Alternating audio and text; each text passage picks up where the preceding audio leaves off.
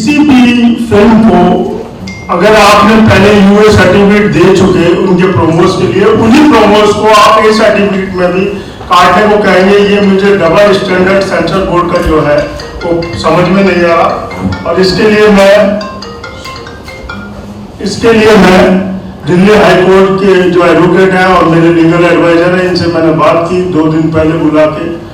2 दिन से मैं इस प्रेस कॉन्फ्रेंस को रखने की सोच रहा था, लेकिन मैं पूरा लीगली अपने आप में पक्का होना चाहता था। मैंने आपको जो दिया है, ये फिल्म का सर्टिफिकेट दिया है ए। उसके बाद जिस प्रोमो को काटने के लिए कहा गया है वो है कितने ट्रकों के नीचे से गुजरेगी। इसी प्रोमो को उन्होंने, इस डायलॉग को प्रोमो में उन्होंने यूए सर्टिफिकेट दे रखा है।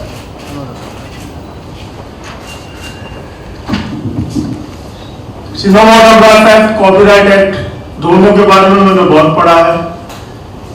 सिनेमाटोग्राफ एक्ट में और कॉपीराइट एक्ट में कहीं ये नहीं लिखा हुआ है कि आप किसी की फिल्म के प्रोमो चलाने के लिए तो उसको यूए दे दो, और अगर फिल्म पूरी जब आप स्क्रीनिंग कर रहे हो तो उसके लिए आप उन डायलॉग्स को काटने के लिए कर दो। ये डबल स्टैंडर्ड, डबल बात मेरे समझ में नहीं आ रही, इसलिए मैंने सोचा कि इन सब को आप लोगों के बीच में शेयर किया जाए। और क्योंकि मुझे फिल्म को 9 तारीख को रिलीज करनी थी, मेरा सारा पैसा लगा हुआ था, इसलिए मैंने ये सर्टिफिकेट एक्सेप्ट कर लिया। जब मैं प्रहलाद जी से मिला, चेयरमैन साहब से मिला, तो उन्होंने मुझसे कहा कि आप रिवाइजिंग कमेटी में जाओ। रिवाइजिंग कमेटी में अभी 5 फिल्में पहले से अटकी हुई हैं, और मैं नहीं समझता था कि रिवाइजिंग कमेटी में मैं जाऊं और मैं 9 तारीख को फिल्म रिलीज कर पाऊँ, क्योंकि मेरे थिएटर्स वगैरह, मेरे डिस्ट्रीब्यूटर्स वगैरह सारा मैं खर्चा कर चुका था। अब मैं इसकी 9 तारीख को फिल्म भी रिलीज करूंगा और इसकी कानूनी लड़ाई भी लड़ूंगा। इससे मुझे कितना नुकसान हो रहा है, कितना किस हद तक मैं मतलब मुझे नुकसान में मैं जा रहा हूँ, इस बात के लिए मैं अपने कानूनी रूप से लीगली एक्सपर्ट को बुलाया और मैं कानूनी लड़ाई लड़ूंगा। अब मैं राखी जी से कहना चाहता हूँ कि राखी जी से वो कुछ 2 शब्द कहें।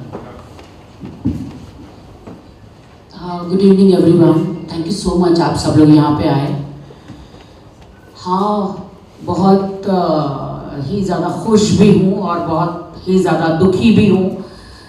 फर्स्ट टाइम मेरी film as a lead, as a heroine release होने जा रही है। फिल्म का नाम है एक कहानी जूली की।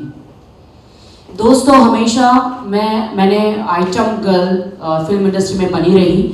मैं धन्यवाद करना चाहूँगी मेरे बड़े भैया अवध शर्मा जी का, जिन्होंने मुझे एज ए लीड ब्रेक दिया फिल्म इंडस्ट्री में।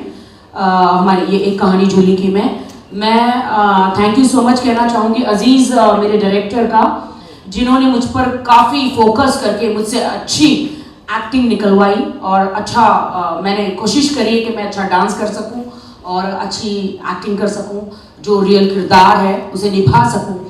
मैं थैंक्स कहना चाहूँगी हमारे हीरो जो है अमित मेहरा, जिम्मी, इन दोनों का कि इन्होंने मेरे साथ काम किया। एंड सबसे बढ़कर मेरे भाई डीजे शहजूरुद्दीन, जिन्होंने अमेजिंग म्यूजिक दिया है इस फिल्म में, जो कि ओ रे पिया, सैया रे, ये बहुत सारे जो साइया वे एंड बहुत सारे सॉन्ग्स जो है इसमें हिट हो चुके हैं। कौन सा हमारे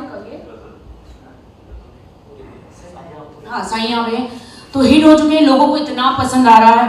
पहली बार हीरोइन बनी हूँ तो लोग भी शौक है कि इतने साल हो गए राखी को इस इंडस्ट्री में, हमेशा आइटम गर्ल बनी रही और अब हीरोइन बन गई। देर आए दुरुस्त आए, मैं इसमें बिलीव करती हूँ।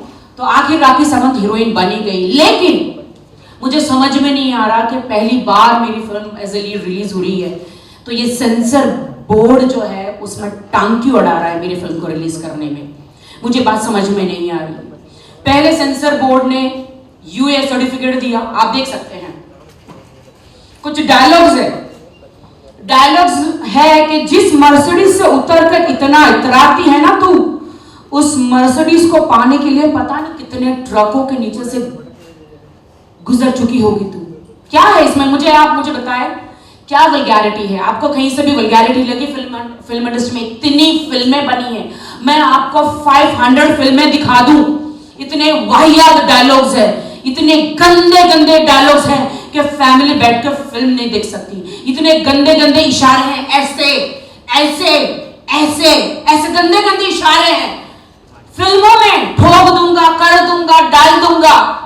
मेरा तो ऐसा कोई डायलॉग ही नहीं है बॉस। सेंसर बोर्ड क्यों टांग अड़ाई, मुझे समझ में नहीं आई।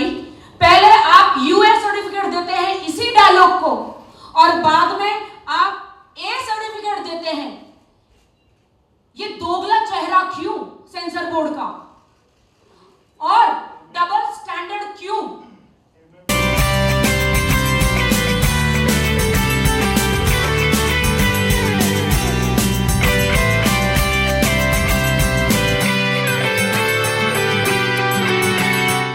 For more news and gossips, don't forget to subscribe to Bollywood Helpline.